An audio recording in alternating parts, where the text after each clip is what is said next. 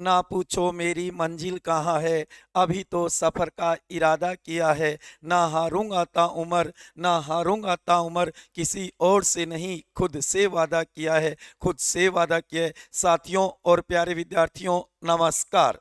Exam education के इस platform पर, ऑनलाइन प्लेटफॉर्म पे आप सभी का तहे दिल से हार्दिक स्वागत और अभिनंदन है। साथियों, हम बात कर रहे थे भारतीय राज व्यवस्था की, जो कि हमारा टॉपिक चला था भारत का राष्ट्रपति, जो कि कल हमने अपनी पिछली क्लास के अंदर जो बात की थी, अनुच्छेद 52 से लेकर के 62 तक राष्ट्रपति पद का किस तरीके से भारतीय संविधान में प्रावधान कर रखा है। उसी क्रम में आज हम बात करेंगे भारत में राष्ट्रपति पद की व्यवस्था कैसे की गई है। आपको भारतीय राज व्यवस्था में कोई भी पदाधिकारी पढ़ना है तो ये मान के चलो कि उसकी संरचना को लेकर के जो भी 6, 7, 8 जो पॉइंट बनते ना, उनके आधार पर तैयार करोगे तो आपका कोई क्वेश्चन गलत नहीं होगा। जैसे कि हम अगर राष्ट्रपति की बात करें तो इसके लिए 8 पॉइंट बनाए जा सकते हैं। हाँ, ये हो सकता है किसी पदाधिकारी में 6, 7 आए, 5 भी आ सकते हैं। जैसे कि देखो साथियों, नंबर 1, योग्यता। सबसे पहले किसी पदाधिकारी की योग्यता, जो कि आप इसे अर्हताएं भी कह सकते हो, अर्हताएं। उसके बाद में 2 नंबर आप देखोगे, चुनाव। उस पदाधिकारी का चुनाव कैसे होता है, इसके लिए एक शब्द भी आता है, निर्वाचन। एक ही बात है साथियों। उसके बाद में नंबर 3, चुनाव होने के बाद वो लेगा शपथ। शपथ, या आप कह सकते हो प्रतिज्ञान, एक ही बात है, दोनों की ध्यान देना। उसके बाद में आप देखोगे नंबर 4, जो कि उसका कार्यकाल कितना होगा, कार्यकाल, पदावधि, पदा अवधि कितनी होगी, एक ही बात है। उसके बाद में नंबर 5, उसको वेतन, भत्ता, सैलरी, दाढ़ी कितनी मिलेगी साथियों, वेतन, भत्ता या उपलब्धि, उपलब्धियां। उसके बाद में आप देखोगे नंबर 6, जो कि उसको हटाना या त्याग पत्र, हटाना, या आप कह सकते हो राष्ट्रपति के लिए महाभियोग। महाभियोग कैसे लगेगा। उसके बाद में नंबर 7 पे आप देख सकते हो, जो कि त्याग पत्र, त्याग पत्र, जिसको आप कह सकते हो अस्तीफा, अस्तीफा किसको देगा। उसके बाद में नंबर 8 पे आप देख सकते हो अधिकार। उसके बाद क्या होते हैं, क्या आप कह सकते हो शक्तियां, या आप कह सकते हो कार्य। ये 8 पॉइंट राष्ट्रपति से संबंधित आपके तैयार होने चाहिए साथियों। कोई भी पदाधिकारियों, इस तरीके से तैयार करोगे तो आप कभी भूलोगे नहीं। हाँ, किसी में कोई पॉइंट नहीं है, वो एक अलग बात है।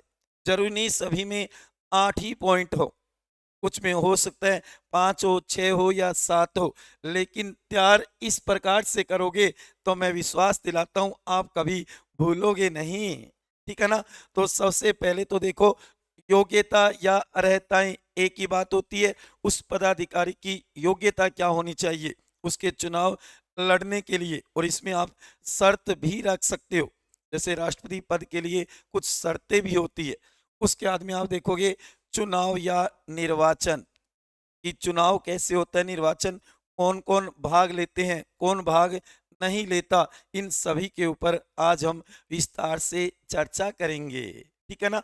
आगे देखो, जो कि चुनाव के बाद अगर वो जीत जाएगा तो क्या लेगा, शपथ या प्रतिज्ञान।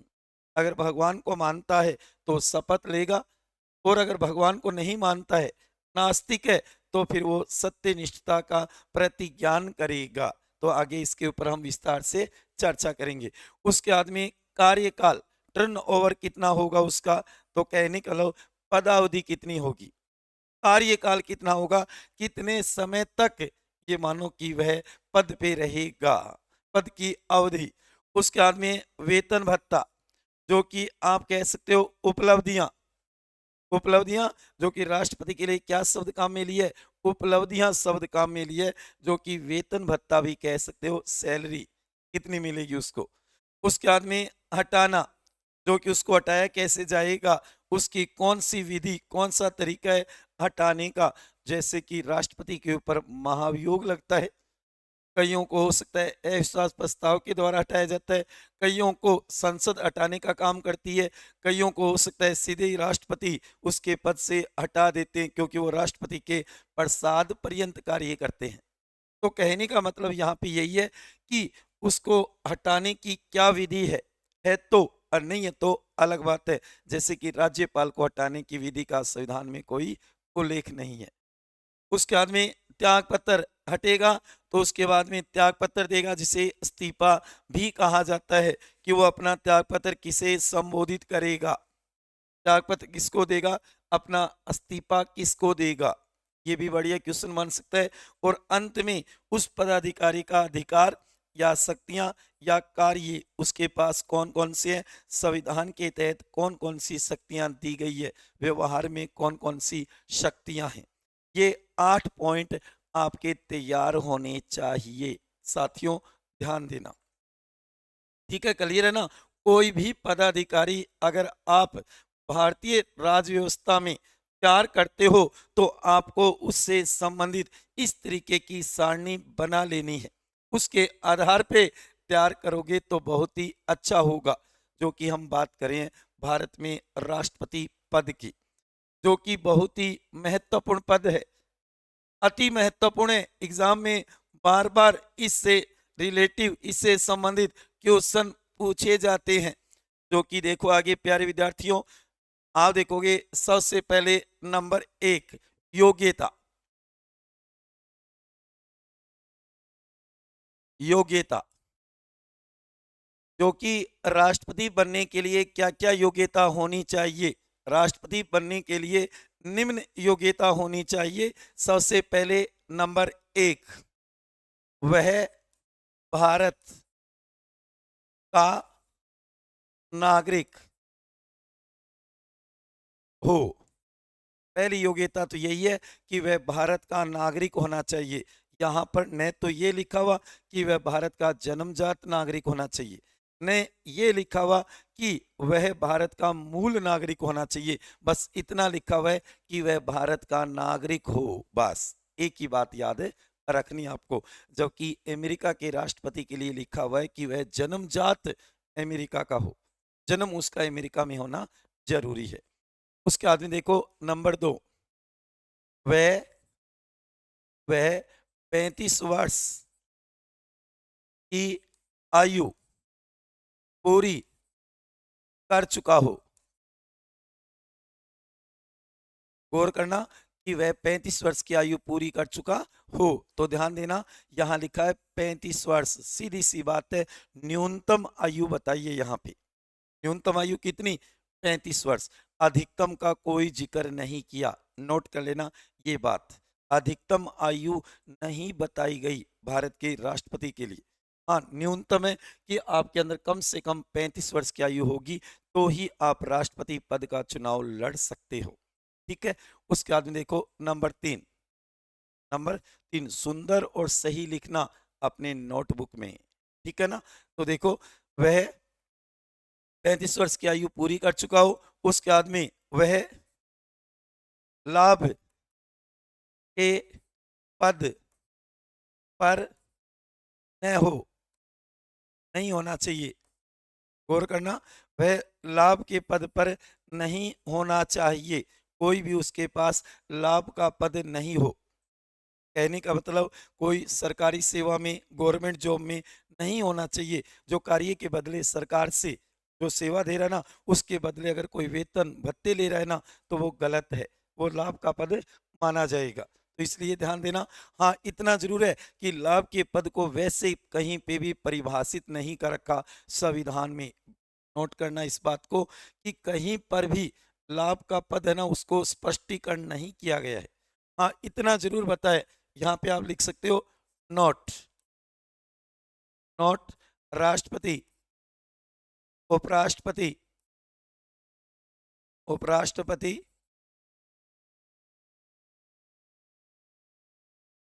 उपराष्ट्रपति, राज्यपाल, राज्य का राज्यपाल, राज्यपाल, संघ के मंत्री और राज्य के मंत्री लाभ के पद पर नहीं माने जाएंगे। गौर करना इस बात पे, क्या कहे कि राष्ट्रपति हो या फिर उपराष्ट्रपति हो या फिर राज्य का राज्यपाल हो या संघ के मंत्री हो या राज्य के मंत्री, मंत्री का मतलब यहाँ कैबिनेट मंत्री भी है, स्वतंत्र प्रभार राज्य मंत्री भी है, राज्य मंत्री भी है और उप मंत्री भी है, ये सभी लाभ के पद के दायरे में नहीं आएंगे। गौर करना इसी प्रकार राज्य के भी मंत्री, चाहे आप कहोगे राज्य में कैबिनेट मंत्री हो, चाहे स्वतंत्र प्रभार राज्य मंत्री हो, चाहे केवल राज्य मंत्री हो, चाहे उप मंत्री हो, ठीक है ना।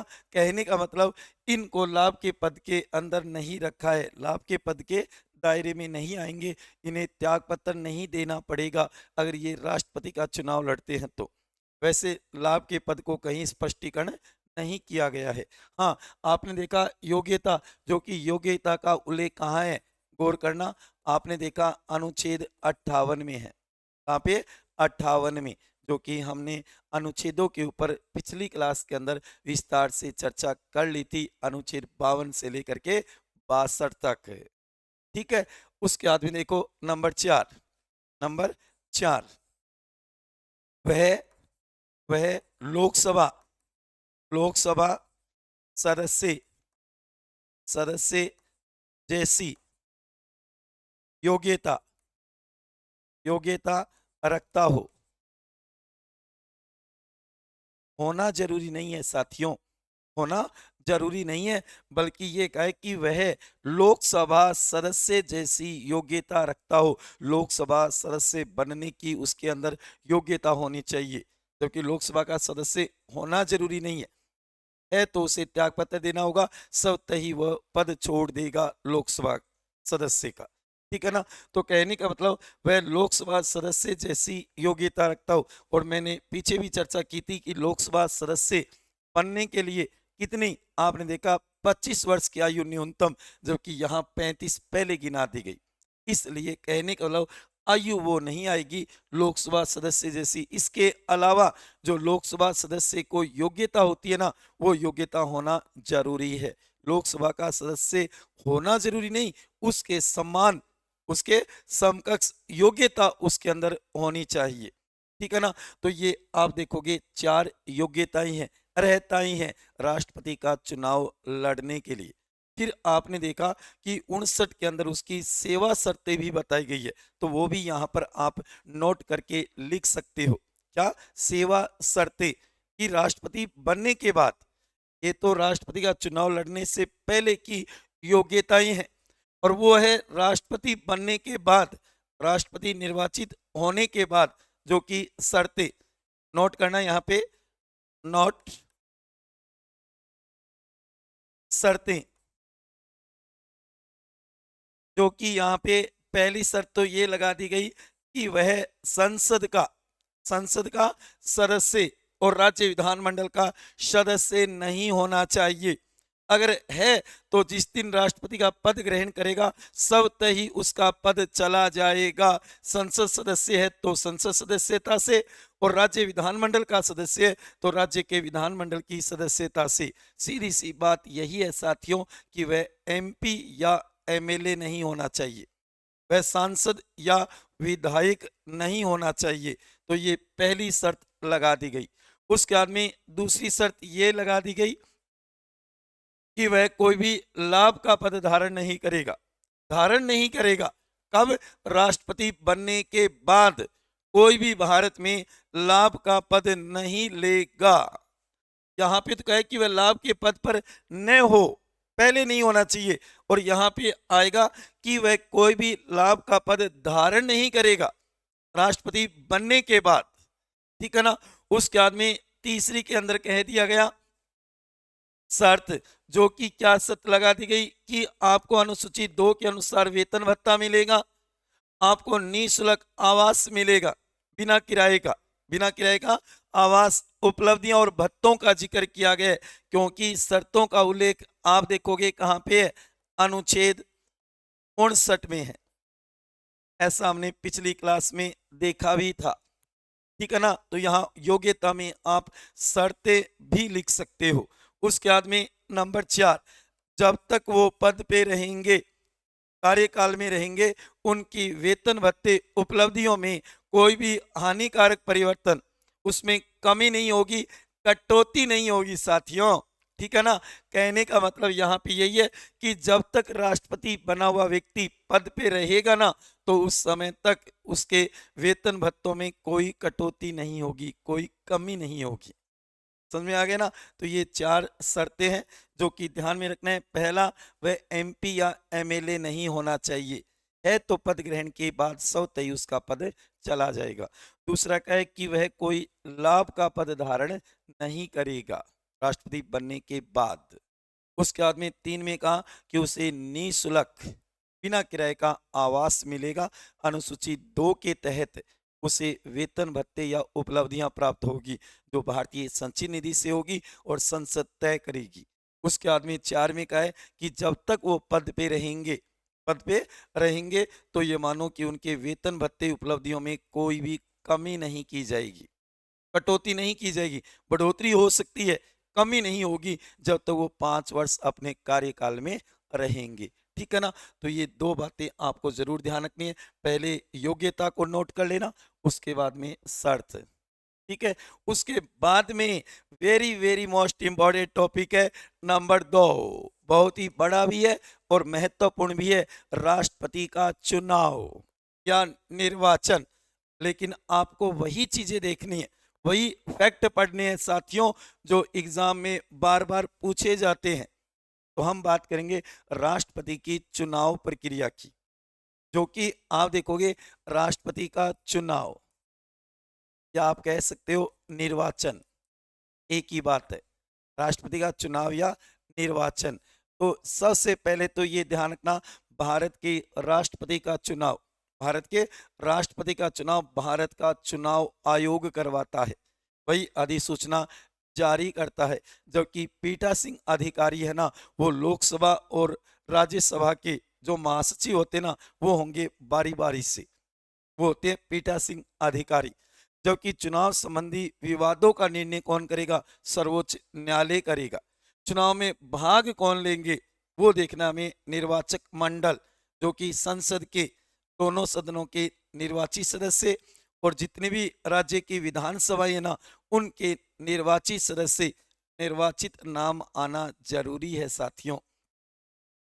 उसके बाद में हम देखेंगे कि 70 का जो संविधान संशोधन हुआ था, 17वां संविधान संशोधन हुआ था 1992 में, उसके द्वारा दिल्ली और पुडुचेरी के जो विधानसभा सदस्य निर्वाचित, उनको भी शामिल कर लिया गया। हालांकि लागू 95 में होंगे और भाग वो 1997 के चुनाव में लेंगे।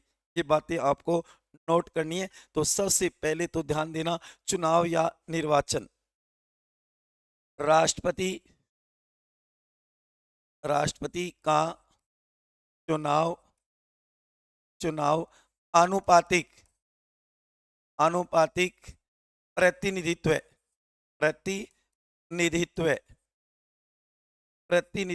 की एकल संक्रमणीय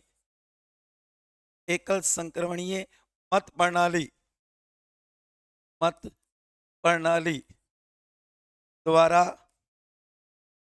द्वारा गुप्त मतदान होता है। और याद रखना, अप्रत्यक्ष चुनाव होता है, अप्रत्यक्ष चुनाव होता है। चुनाव, इसमें से कई बार शब्द आ जाते हैं, गौर करना कि भारत के राष्ट्रपति का जो चुनाव होगा वो आनुपातिक प्रतिनिधित्व की एकल संक्रमणीय मत प्रणाली, जिसे स्थानांतरित भी कह सकते हो, स्थानांतरित प्रणाली भी कह सकते हो, उसके माध्यम से होगा। और याद रखना गुप्त मतदान होगा। और ये चुनाव कैसा है, एक प्रकार से अप्रत्यक्ष है। जनता डायरेक्ट भाग नहीं लेती, जनता के चुने हुए प्रतिनिधि भाग लेते हैं इसके अंदर। तो सबसे पहले तो ये लाइन लिखनी है आपको साथियों कि राष्ट्रपति का चुनाव अनुपातिक प्रतिनिधित्व की, क्योंकि उसके अंदर एक तो न्यूनतम कोटा या चुनावी कोटा निकाला जाता है, जिसमें ये मानो कि मतों का प्रतिशत इतने जो फिक्स है ना उतने लाने जरूरी है, वही विजयी होगा। अगर नहीं ला पाता है तो उसके अंदर आप देखोगे एकल संक्रमणी मत प्रणाली लगा करके, और ये मानो कि नीचे कम आए हैं उसके दूसरी वरीयता में ये मानो उनके वोटों का स्थानांतरण कर दिया जाता है, चिपका दिया जाता है, जो अभी आगे देखेंगे हम इस प्रोसेस को। ठीक है ना। सबसे पहले तो ध्यान रखना है अनुपातिक प्रतिनिधित्व की एकल संक्रमणीय मत प्रणाली। ठीक है ना। उसके बाद में गुप्त मतदान होता है, ये भी याद रखना। उसके बाद में अप्रत्यक्ष चुनाव होता है। ठीक है ना। राष्ट्रपति का चुनाव, राष्ट्रपति राष्ट्रपति का चुनाव, राष्ट्रपति का चुनाव एक निर्वाचक निर्वाचक मंडल द्वारा होता है। राष्ट्रपति के चुनाव में जो भाग लेंगे ना उसे एक निर्वाचक मंडल कहते हैं, और वो निर्वाचक मंडल ही राष्ट्रपति का चुनाव करता है, न कि हम जनता करते हैं। कौन करेगा, याद रखना एक निर्वाचक मंडल। अब यहाँ पे हमें ये देखना है कि उस निर्वाचक मंडल में शामिल कौन कौन होते हैं, निर्वाचक मंडल में शामिल कौन कौन होंगे। तो ध्यान देना, राष्ट्रपति का चुनाव एक निर्वाचक मंडल के द्वारा होता है। तो गौर करना, निर्वाचक मंडल में निम्न शामिल होंगे।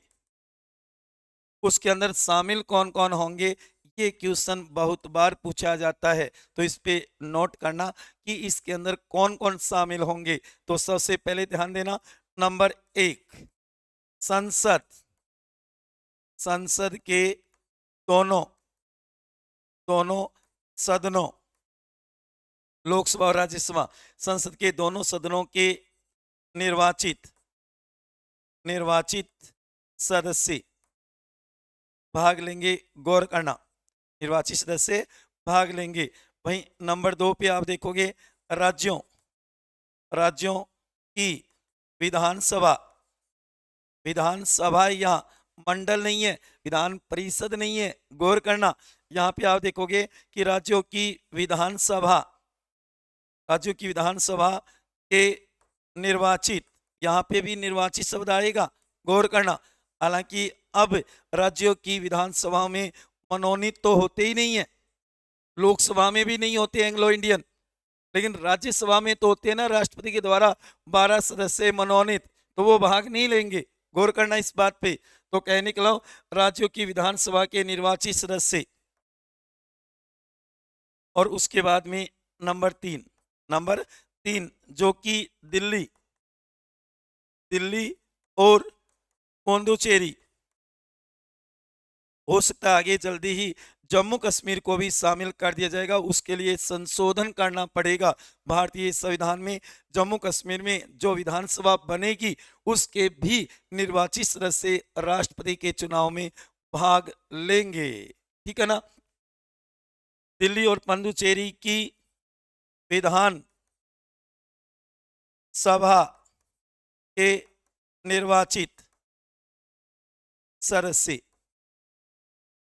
गौर करना, ये पहले नहीं थे, इन्हें 17वें, गौर करना इस बात पे, 17वें संविधान संशोधन 1992 में जोड़ा गया या इन्हें शामिल किया गया, जबकि लागू आप देखोगे कब होगा, 1995 में, और पहली बार देंगे कब वोट, गौर करना 1997 में पहली बार भाग लेंगे। गौर करना, तो देखो सबसे पहले राष्ट्रपति का चुनाव एक निर्वाचक मंडल के द्वारा होगा। निर्वाचक मंडल में निम्न सदस्य शामिल होंगे। सबसे पहले नंबर 1, संसद के दोनों सदनों के निर्वाचित सदस्य, जैसे कि आप देखोगे लोकसभा, जो कि कितने 543, ये तो सभी निर्वाचित है, क्योंकि मनोनीत तो अब होते ही नहीं है। 104वें संविधान संशोधन के द्वारा आंग्ल भारतीय थे ना, उनका कार्यकाल नहीं बढ़ाया गया। उनके एक प्रकार से प्रतिनिधित्व के जो वर्ष थे ना, 10 वर्ष का होता था, वो नहीं किया गया है, तो इसलिए ये तो निर्वाचित है ही। जबकि दूसरे आप देखोगे राज्यसभा, राज्यसभा में कितने आप देखोगे 245, जो कि इसके अंदर आप देखोगे 233 तो निर्वाचित होते हैं और 12 है वो मनोनीत है।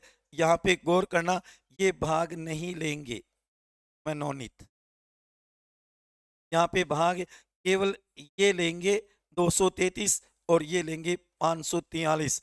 ये तो हो जाएंगे संसद के दोनों सदनों के निर्वाचित सदस्य। 543 भाग लेंगे लोकसभा के एमपी या सांसद, और वहीं राज्यसभा के 245 में से 233 ही भाग लेंगे। जबकि 12 सदस्य मनोनीत है, वो भाग नहीं लेंगे, क्योंकि वो तो राष्ट्रपति के द्वारा ही मनोनीत होते हैं, तो वो कैसे भाग लेंगे। अगर वो भाग लेते हैं तो ये मान लो कि उनके समर्थन में मत दे सकते हैं, इसलिए उनको अलग कर दिया। मनोनीत सदस्य कोई भाग नहीं लेगा। हालांकि वर्तमान में मनोनीत केवल कहाँ पे, राज्यसभा में, लोकसभा में नहीं है, विधानसभा में भी नहीं है। ठीक है, उसके बाद में देखो आगे नंबर 2, राज्यों की विधानसभाओं के निर्वाचित सदस्य, ये निर्वाचित शब्द आना जरूरी है साथियों, गौर करना, क्योंकि पेपर में कई बार सीधे दे दिया जाता है कि संसद के दोनों सदनों के सदस्य सभी। ना जी ना, गलत हो जाएगा, सभी सदस्य नहीं आएंगे, केवल क्या आएगा, निर्वाचित सदस्य आएंगे। जैसे कि लोकसभा में 543 है और राज्यसभा में 233 है, ये 12 मनोनीत भाग नहीं लेंगे। क्लियर है ना बात, समझ में तो आ रही है ना साथियों, ध्यान दो इस पे।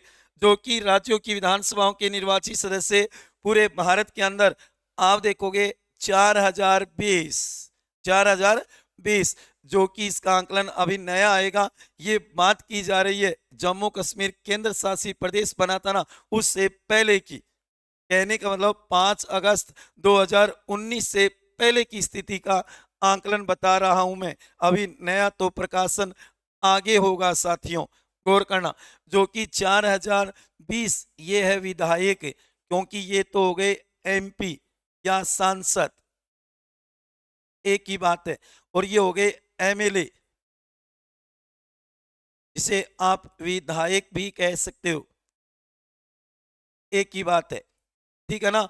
ये दोनों है वो तो क्या कहलाते हैं, एमपी मेंबर ऑफ पार्लियामेंट या सांसद, जबकि ये कहलाएंगे MLA member of legislative assembly, जबकि विधायक है।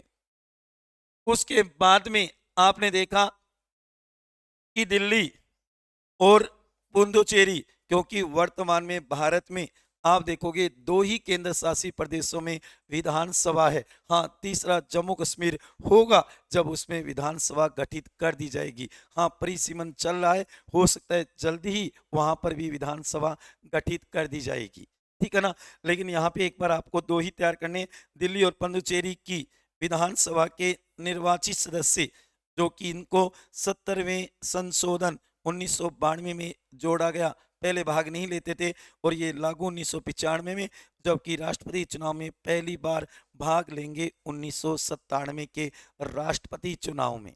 राष्ट्रपति के चुनाव में कब, 1997 में, ठीक है। उसके बाद में आपको ये भी ध्यान रखना है कि भाग कौन नहीं लेते, भाग मनोनीत सदस्य, जैसे कि लोकसभा के मनोनीत अब तो नहीं है, लेकिन मान सकते हैं एंग्लो इंडियन आंग्ल भारतीय थे ना 2, वो भाग नहीं लेते थे।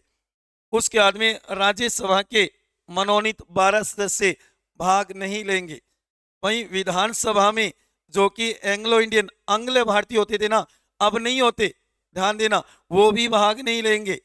और सबसे महत्वपूर्ण बात है विधान परिषद। विधान परिषद हालांकि सभी राज्यों में नहीं है, भारत के 6 राज्यों में है। तो विधान परिषद के सभी सदस्य, चाहे उसमें निर्वाचित हो है प्रत्यक्ष, चाहे आप कहोगे मनोनीत हो, वो भाग नहीं लेंगे। राष्ट्रपति के चुनाव में विधान परिषद का कोई भी सदस्य भाग नहीं लेता है। गौर करना इस बात के ऊपर। विधान परिषद के चाहे निर्वाचित हो चाहे मनोनीत हो, वो भाग नहीं लेंगे। यहां केवल नाम है विधानसभा, विधानमंडल भी नहीं है और विधान परिषद भी नहीं है। कई बार क्वेश्चन पूछ लिया जाता है कि एक राज्य का मुख्यमंत्री क्या राष्ट्रपति के चुनाव में भाग लेता है? बताओ साथियों, एक राज्य का मुख्यमंत्री क्या राष्ट्रपति के चुनाव में भाग लेता है क्या? ऐसा क्वेश्चन आ सकता है, या आपको इंटरव्यू साक्षात्कार के समय भी पूछा जा सकता है। तो ध्यान देना, अगर मुख्यमंत्री उस राज्य में विधानसभा का सदस्य है तो भाग लेगा। जैसे कि वर्तमान में आप देख रहे हो हमारे राजस्थान के मुख्यमंत्री भजनलाल शर्मा विधानसभा सदस्य तो है, विधानसभा सदस्य तो है। और उसी प्रकार आप देखोगे कोई मुख्यमंत्री अगर उस राज्य में विधान परिषद है और विधान परिषद की तरफ से ये मानो सदस्य आकर के मुख्यमंत्री बनता है तो वो भाग नहीं लेगा। जैसे कि बिहार के मुख्यमंत्री नीतीश कुमार जो कि विधान परिषद के सदस्य हैं, तो राष्ट्रपति के चुनाव में भाग नहीं लेंगे। कुछ बात समझ में आई? अगर मुख्यमंत्री विधानसभा का सदस्य है तो भाग लेगा राष्ट्रपति के चुनाव में। अगर विधान परिषद का सदस्य है तो भाग नहीं लेगा राष्ट्रपति के चुनाव में। क्लियर होगी ना बात आपकी? कई दिनों से ये क्वेश्चन आपके दिमाग में होगा, आज तो क्लियर हो गया ना कि अगर मुख्यमंत्री विधानसभा का सदस्य है उस राज्य की, तो विधानसभा का सदस्य है तो राष्ट्रपति के चुनाव में भाग लेगा, और अगर विधान परिषद से है तो नहीं लेगा। ठीक है ना? इन तीनों से मिलकर के बनता है निर्वाचक मंडल। गौर कर लेना, इन तीनों का ही नाम निर्वाचक मंडल है और कोई भाग नहीं लेगा राष्ट्रपति के चुनाव में। सिर्फ ये लेंगे, ये सदस्य ही लेंगे जो कि संसद के दोनों सदन लोकसभा और राज्यसभा के निर्वाचित सदस्य, जो कि देख लो 543 और 233। फिर राज्यों की विधानसभाओं के निर्वाचित सदस्य 4020 है कुल भारत में। वहीं आप देखो दिल्ली और पुडुचेरी की विधानसभा के निर्वाचित सदस्य, जो कि इनको बाद में जोड़ा गया। और ये भी ध्यान रख सकते हो, जो कि आप देखोगे दिल्ली के अंदर तो कितने विधायक है 70 और पुडुचेरी में कितने 30। इस प्रकार से दोनों को जोड़ोगे तो कितने होंगे 100। इनमें ही जोड़ दो, ये भी विधायक एमएलए है, तो 4020 प्लस 100, तो ध्यान देना 4120 विधायक भाग लेते हैं, विधायक भाग लेते हैं। और जबकि यहाँ पे अगर आप इनको जोड़ोगे तो 776 एमपी भाग लेते हैं राष्ट्रपति के चुनाव में। बस इतने ही भाग लेंगे। कौन भाग नहीं लेगा उनको भी क्लियर कर लिया होगा आपने। ठीक है, अब देखो आगे। राष्ट्रपति चुनाव में, राष्ट्रपति चुनाव में न्यूनतम न्यूनतम कोटा निकाला जाता है। जो न्यूनतम कोटा प्राप्त करेगा वही विजयी होगा, वही जीतेगा। ध्यान रखना, तो कहने का मतलब राष्ट्रपति के चुनाव में न्यूनतम कोटा निकाला जाता है। राष्ट्रपति चुनाव में न्यूनतम कोटा निकाला जाएगा। अब देखो न्यूनतम कोटा का सूत्र, का सूत्र कई बार इससे क्वेश्चन आ जाता है। इसे आप चुनावी कोटा भी कह सकते हो, चुनावी कोटा भी कह सकते हो, एक ही बात है। न्यूनतम कोटा कह दो, उसके निकालने का सूत्र क्या होगा ध्यान देना। और या फिर इसे चुनावी कोटा भी कह सकते हो। गौर से ध्यान देना साथियों, जो कि गए दिए गए वेद मतों की संख्या, दिए गए वेद मतों की संख्या, यहाँ पे वेद मत आना जरूरी है। जो रिजेक्ट हो गए उन वोटों को शामिल नहीं किया जाएगा। दिए गए वेद मतों की संख्या बटा बटा जो कि आप देखोगे निर्वाचित निर्वाचित सदस्यों की संख्या, निर्वाचित कितने करने हैं, जिताने कितने हैं, सीट कितनी भरनी है, पद कितने भरने हैं, वो संख्या आएगी, न कि उम्मीदवारों की संख्या आएगी। चुनाव लड़ रहे कितने वो नहीं आएंगी, प्रत्याशियों की नहीं आएगी। गौर करना साथियों यहाँ पे, जो कि प्लस इसमें एक जो भागफल आए उसमें एक, जैसे मानने के तौर पे मान लो कि वेद मत है वो है 100, ठीक है। हमें राष्ट्रपति कितने बनाने हैं, एक। कितने पद भरने हैं, एक ही। राष्ट्रपति कितना बनेगा, एक व्यक्ति तो बनेगा। निर्वाचित सदस्य कितने होंगे, एक ही तो होगा। यहां उम्मीदवार नहीं है, यहाँ प्रत्याशी नहीं है कि चुनाव लड़ रहे कितने व्यक्ति हैं, वो नहीं आएंगे साथियों। गौर करना, यहाँ पे निर्वाचित सदस्यों की संख्या, तो यहाँ पे एक प्लस एक, ठीक है। अब इसको हल करोगे तो 100/2, 100 में 2 का भाग दिया 50। अब ये आ गया भागफल, उसमें एक जोड़ दो, 51 मत लाने जरूरी है। ऐसे है, ठीक है ना। यहाँ एक तो आपको ध्यान रखना है वेद मत ये, और एक निर्वाचित सदस्य, क्योंकि कई बार ये सूत्र एग्जाम के अंदर दे दिया जाता है पेपर में, और वहां पे वो दे देगा कि दिए गए कुल मतों की संख्या गलत हो जाएगा, वेद मत होंगे, रिजेक्ट होंगे ना, वो नहीं। बता देता हूं, राष्ट्रपति का चुनाव ईवीएम पर नहीं होता है, इलेक्ट्रॉनिक वोटिंग मशीन से नहीं होता है, ये तो मत पत्र से होता है, ठीक है ना। तो उसमें रिजेक्ट होने के बहुत ज्यादा चांस रहते हैं, क्योंकि उसको फोल्ड किया जाता है, तो हो सकता है वो सही ना लगे, चिन्ह 2 पे लग जाए, 3 पे लग जाए, तो इसलिए वो रिजेक्ट हो जाएगा। यहाँ पे शब्द है, अगर आपने कॉलेज, महाविद्यालय, विश्वविद्यालय में अगर आपने छात्र संघ चुनाव देखे हैं तो उस तरीके से मत पत्र पर ही होते हैं साथियों। तो यहाँ पे क्या है, दिए गए वेद मतों की संख्या बट्टा जो कि निर्वाचित सदस्यों की संख्या प्लस एक। ये एक कौन है, जो पद भरने जा रहे हैं। हो सकता है राज्यसभा में भी यही फार्मूला है, वहां पे 3, 4, 5 पद भरे जाते हैं, तो यहाँ पे 4, 5 लिख दिए जाते हैं, समझे ना। आगे पढ़ेंगे राज्यसभा सदस्यों के निर्वाचन के समय। यहाँ पे एक राष्ट्रपति प्लस एक करना है, फिर देखो 100 में 2 का भाग 50, फिर भागफल आया उसमें एक जोड़ना है 51, इतने मत लाने जरूरी है, वही विजयी होगा। गौर करना, इसे बोलते हैं न्यूनतम कोटा या चुनावी कोटा। न्यूनतम कोटा या चुनावी कोटे का सूत्र यही है, इसे तैयार कर लेना साथियों, वेरी वेरी वेरी मोस्ट है। जो कि यहाँ पर आपको ये ध्यान रखना है कि राष्ट्रपति के चुनाव में जो निर्वाचक मंडल के सदस्य भाग लेते ना, वो अपनी एक प्रकार से वहां पे क्या देंगे, पसंदगी देंगे, चॉइस देंगे, वरीयता क्रम देंगे। जितने सदस्य होंगे ना वहां पे, मान लो राष्ट्रपति चुनाव में 5 सदस्य खड़े हैं, 5 सदस्य है, और एक एमपी या एमएलए अपना मत दे रहा है, तो इनके आगे अपनी चॉइस लिखेगा, पसंद, कि मैं इसको 1 नंबर पे चाहता हूं, इसको मैं 2 पे नहीं, इसको चाहता हूं 2 पे, इसको चाहता हूं 3 पे, इसको चाहता हूं 4 पे, और इसको 5 पे। इस व्यक्ति ने ये चॉइस दे दी अपनी, ये चॉइस पसंदगी दे दी। गौर करना, एक व्यक्ति ने, एक एमपी ने, ध्यान देना, ठीक है ना। अब उसके बाद में जो 100 व्यक्ति है ना, उनको देखा जाएगा कि 1 नंबर वाले व्यक्ति को 100 में से कितने सदस्यों ने चाहा है। मान लो इसमें अगर 55 व्यक्तियों ने 1 नंबर वाले को 1 नंबर चॉइस दी, तो ये जीत जाएगा, विजयी हो जाएगा, ठीक है ना।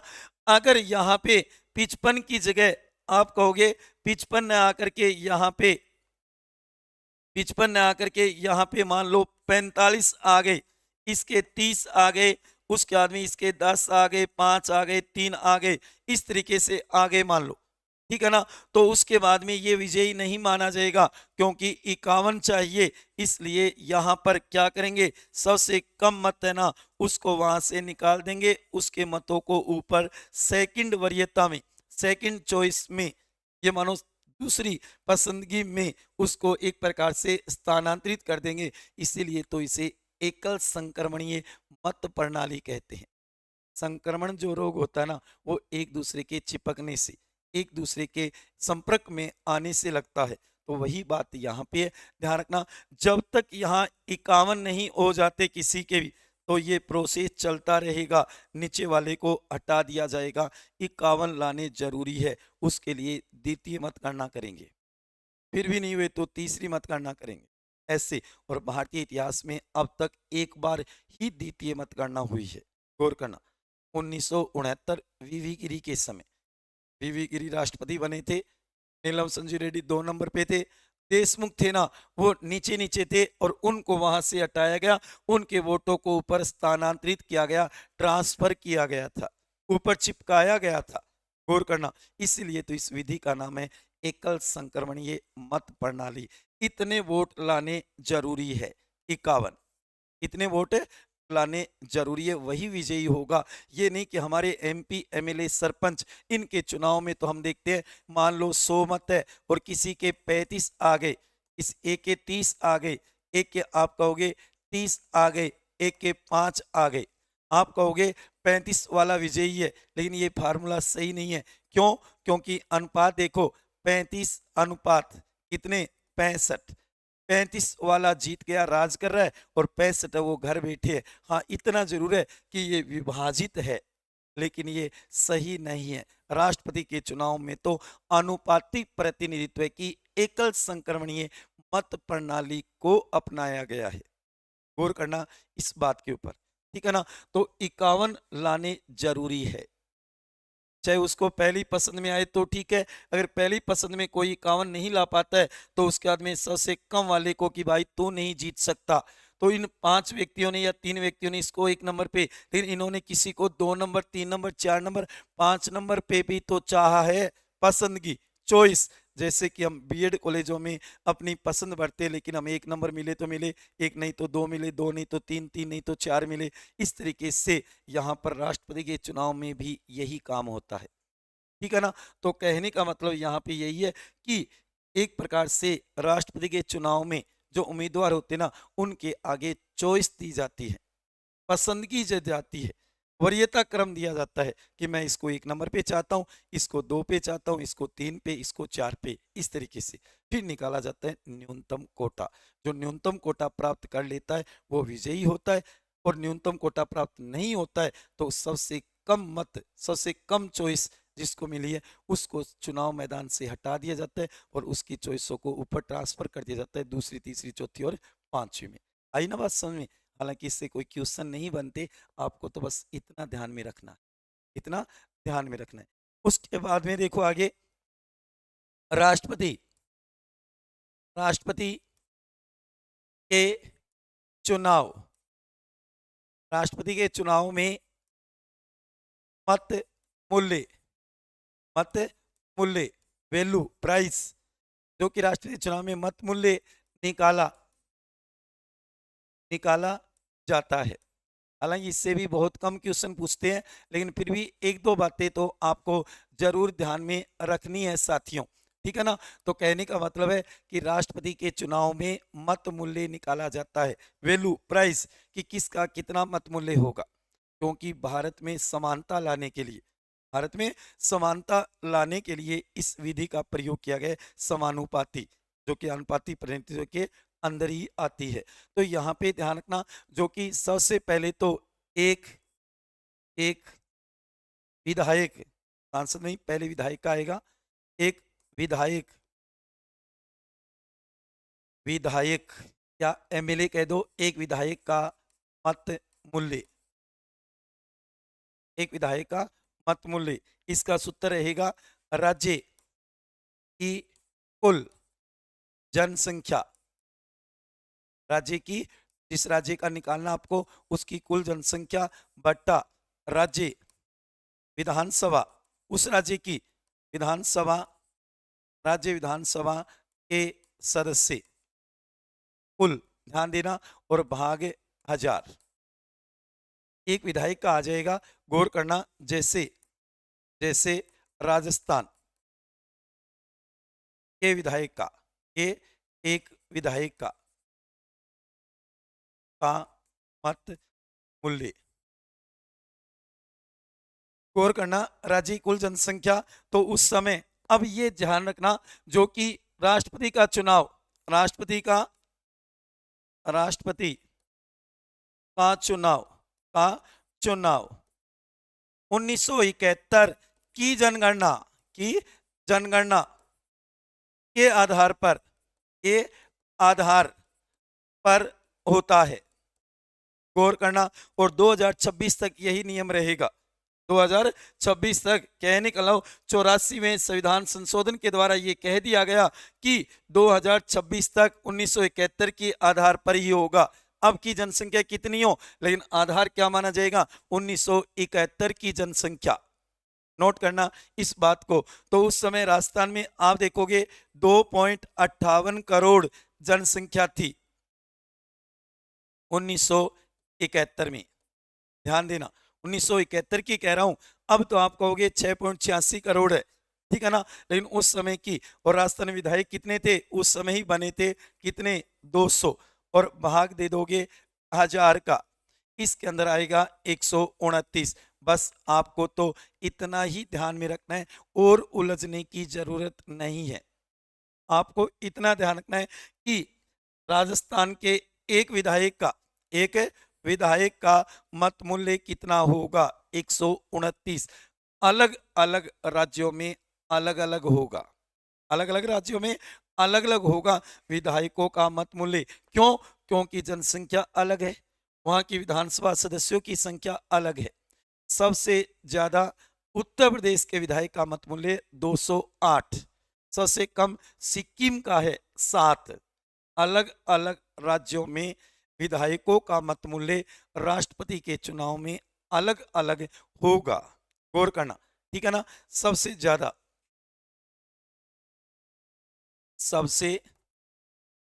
ज्यादा यूपी का, ध्यान रखना, 208 एक विधायक का। सबसे कम जो कि सिक्किम का, सबसे कम सिक्किम, जो कि मात्र कितना, 7 ही है। ये चीज भी कई बार पूछ ली जाती है। आपको राजस्थान का ध्यान रखना है कि राष्ट्रपति के चुनाव में राजस्थान के एक विधायक का मत मूल्य कितना होता है, 129। ये सूत्र भी नहीं पूछेंगे कभी भी, गौर करना, बस क्वेश्चन ये बनेगा।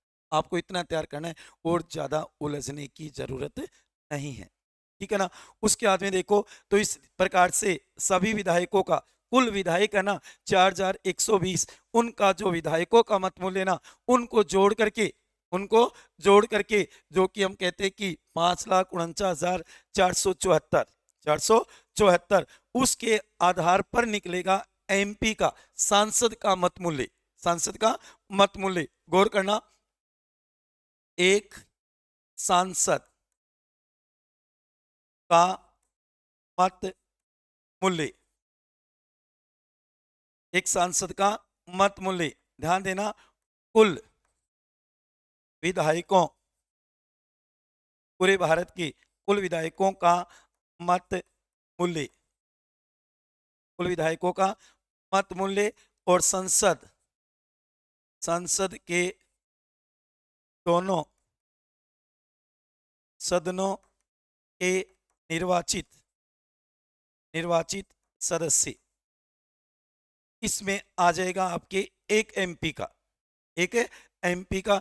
गौर करना, जैसे कुल विधायकों का मत मूल्य आता है, जो कि आप देखोगे 5,49,474, अगर सभी भाग लेते तो। क्योंकि यहां पर एक बात और बता दूं आपको, ध्यान देना, कि अगर किसी राज्य की विधानसभा भंग हो रही है, विधानसभा नहीं है, तो ये मान के चलना कि राष्ट्रपति के चुनाव पे कोई प्रभाव नहीं पड़ेगा, वो यथा समय होंगे, बस वो उतने विधायक कम हो जाएंगे, तो आपका मत मूल्य भी कम हो जाएगा। तो इसमें आपको नहीं जाना है, गौर करना, ठीक है ना। उसके बाद में ये संसद के दोनों सदनों के निर्वाचित सदस्य कितने होते हैं, आपने देखा 776, 776, 543 और 233।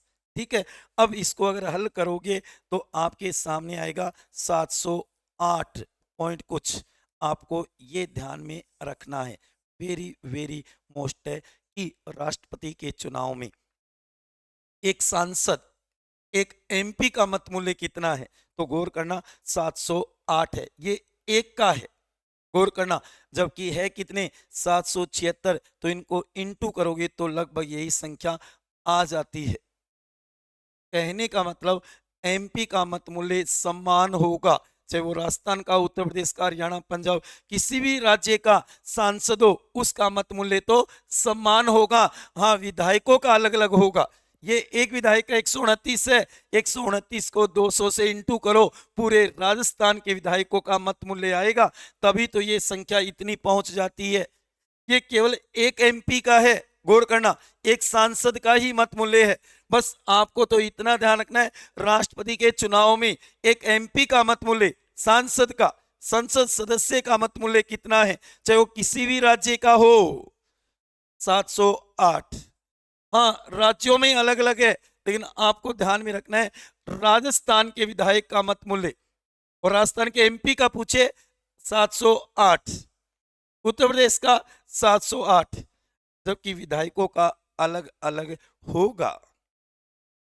ये सूत्र कभी नहीं पूछे जाते। दो क्वेश्चन मोस्ट इंपोर्टेंट है। 1971 की जनगणना के आधार पे होंगे, 2026 तक यही नियम रहेगा। राष्ट्रपति का चुनाव लड़ने के लिए उसके अंदर 50 प्रस्तावक और 50 अनुमोदक होने चाहिए, नोट करना, जो कि क्या होने चाहिए, 50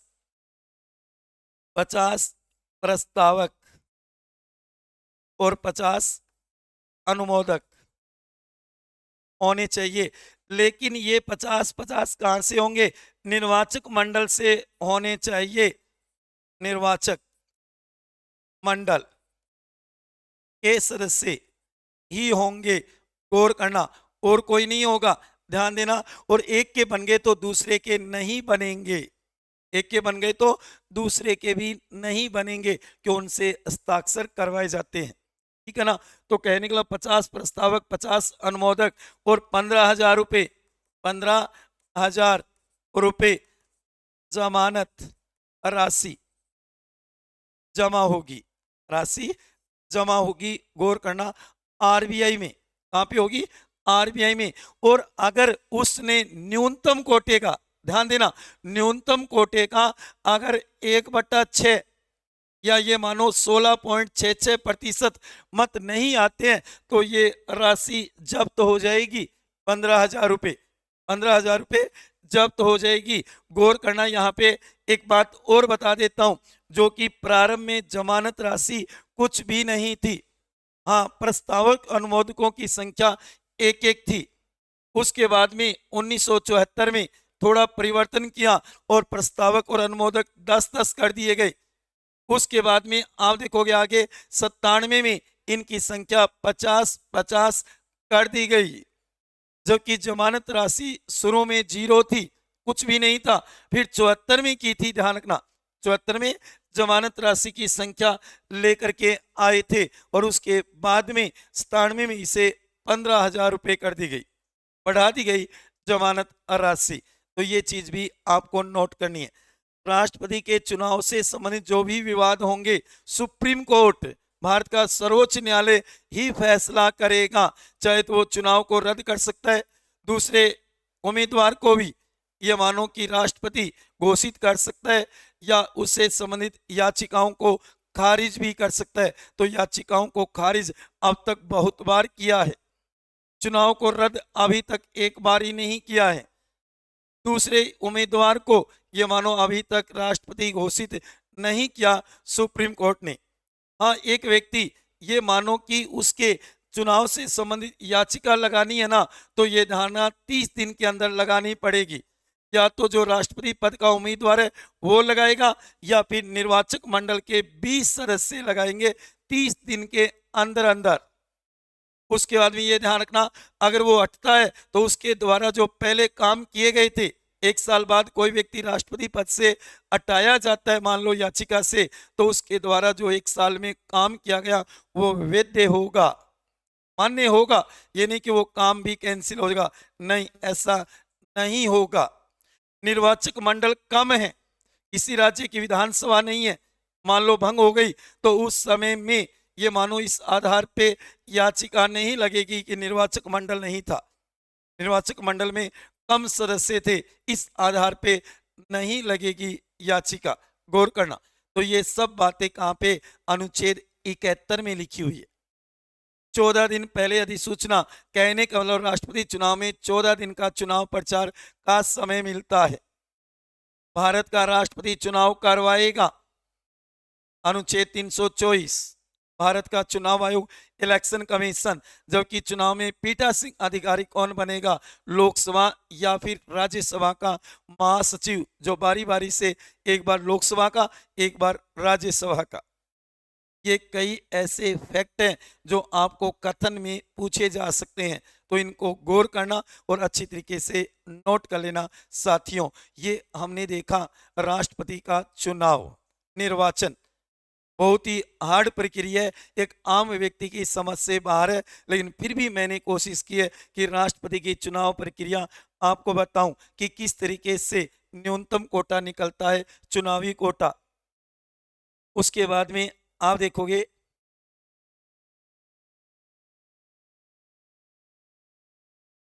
सबसे पहले तो आपको ध्यान में रखना है, कोई पदाधिकारी अगर तैयार करना है आपको राज व्यवस्था में, तो ये 8 पॉइंट उनके तैयार, जो कि 2 आज हमने देख लिए, योग्यता और चुनाव।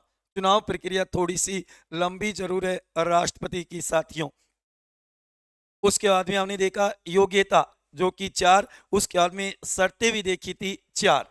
उसके बाद में आपने देखा कि चुनाव या निर्वाचन, राष्ट्रपति का चुनाव कैसे होता है, एक निर्वाचक मंडल, निर्वाचक मंडल में कौन शामिल होते हैं कौन नहीं होते, इनके ऊपर भी हमने चर्चा की थी। उसके बाद में आपने देखा राष्ट्रपति चुनाव में न्यूनतम कोटा, चुनावी कोटा निकाला जाता है, जो चुनावी कोटा प्राप्त करेगा वही विजयी होगा। अगर चुनावी कोटा प्राप्त नहीं करता है तो उसके लिए भी मैंने बताया था एकल संक्रमणीय मत प्रणाली का प्रयोग करते हैं। वह प्रक्रिया तब तक चलती रहेगी जब तक न्यूनतम कोटा प्राप्त नहीं करते, और भारत में अब तक एक बार ही हुआ है।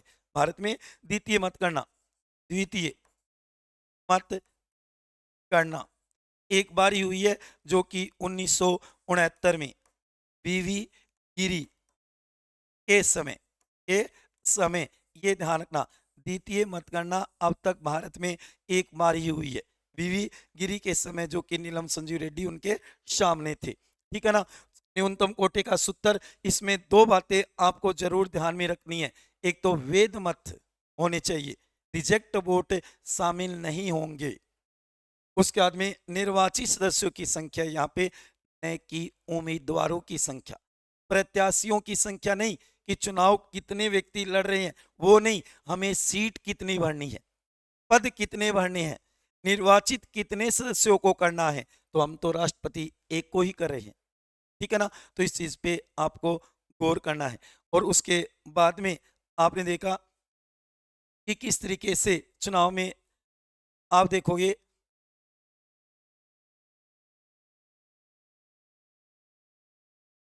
जो कि राष्ट्रपति चुनाव में मत मूल्य निकाला जाता है। एक विधायक का मत मूल्य पहले निकलेगा, अलग अलग राज्यों में अलग अलग होगा, जबकि बाद में एमपी का निकलेगा। पूरे भारत के एमपीओ का मत मूल्य समान होगा, चाहे वो किसी भी राज्य से हो, किसी भी राज्य से हो। जिसमें आपको एक तो रखना है राजस्थान के विधायक का मत मूल्य 100 से ज्यादा किसका है, तो गौर करना यूपी उत्तर प्रदेश के विधायक का है 208। वहीं आपको ध्यान रखना है सबसे कम किसका है, सिक्किम का है 7। अलग अलग राज्यों में अलग अलग है विधायकों का मत मूल्य, क्योंकि ये दोनों चीजें चेंज हो जाती है। वहीं आप देखोगे कि राष्ट्रपति का चुनाव 1971 की जनगणना के आधार पर होते हैं और 2026 तक यही नियम रहेगा। उसके बाद में सांसद का मत मूल्य, एक एमपी का मत मूल्य, मैं केवल एक की बात कर रहा हूं, जो कि कुल विधायकों का मत मूल्य निकलेगा, उसमें संसदीय दोनों सदनों के निर्वाचित सदस्यों का भाग दोगे ना, तो आपके सामने 708 आएगा एक एमपी या सांसद का मत मूल्य। उसके बाद में कुछ नए फैक्ट मैंने बताए थे कि अनुच्छेद 71 में किस तरीके से राष्ट्रपति के चुनाव संबंधी विवादों का निपटारा भारत का सर्वोच्च न्यायालय सुप्रीम कोर्ट करेगा। जबकि चुनाव से संबंधित जो याचिका लगाएगा तो कौन, या तो उम्मीदवार वो लगाएंगे या फिर निर्वाचक मंडल के सदस्य, और वो भी 20 होने चाहिए। उसके आधार पर ही सुप्रीम कोर्ट 3 तरीके से फैसले कर सकता है, या तो चुनाव को रद्द कर सकता है, या दूसरे उम्मीदवार को राष्ट्रपति घोषित कर सकता है, या याचिका को खारिज कर सकता है। ये चीज़ें आपको अच्छी तरीके से नोट करनी है प्यारे विद्यार्थियों। तो ये देखिए, हमने भारत के राष्ट्रपति की चुनाव प्रक्रिया, कुछ महत्वपूर्ण बातें ही आपको ध्यान में रखना है, और ज़्यादा उलझने की ज़रूरत नहीं है प्यारे विद्यार्थियों, क्योंकि ये आम व्यक्ति की समझ से बाहर है कि अनुपातिक प्रतिनिधित्व की एकल संक्रमणीय मत प्रणाली क्या है। ठीक है साथियों, मिलते हैं अगली क्लास में। तब तक खुश रहिए, हंसते रहिए, मुस्कुराते रहिए, प्रेम से मस्त रहिए अपने लिए और अपनों के लिए। इसी के साथ जय हिंद, जय भारत, वंदे मातरम।